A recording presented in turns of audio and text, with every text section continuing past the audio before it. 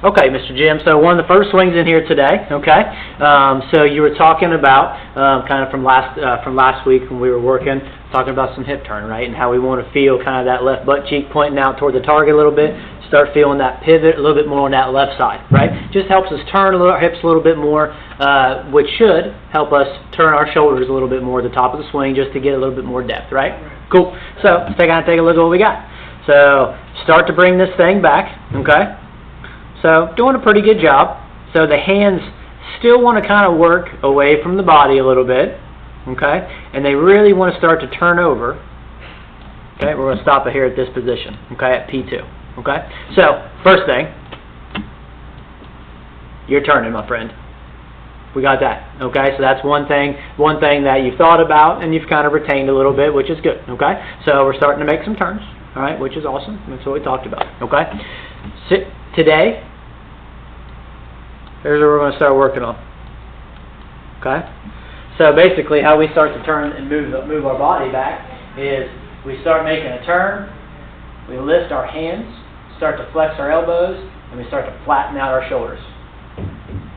That's what gets us really flat up at the top. It really doesn't allow us, right? So that, I mean, we can get pretty far back here, right? But as we get up here, we're just in a very awkward position, right? So we're super flat, so that way we have to feel like we have to do a lot of steepness down to impact. Okay? So good thing with the hips and the turns, right? We're going to talk about how now our hands and our forearms now want to start bringing the club up just in a much squarer position. Okay? Okay. Cool. Take a look at the rest of it. So we get up here to our 3. Okay? So when these elbows start to flex up, it really is kind of it's a cheat for our wrists. We don't have to do anything because our elbows flexing.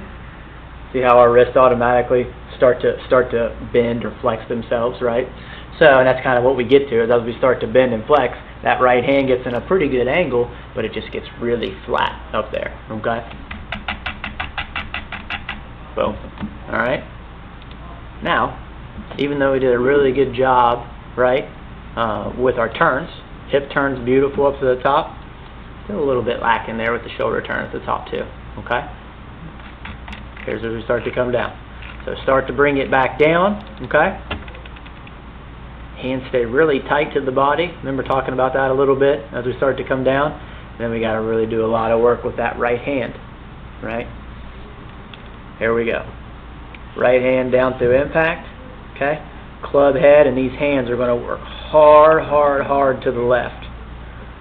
Look at these shoulders. See how flat we are with the tilts? Okay? So these are all those indicators that get that club path moving hard to the left, okay? Which we're going to try to get a little bit better idea of today. Okay?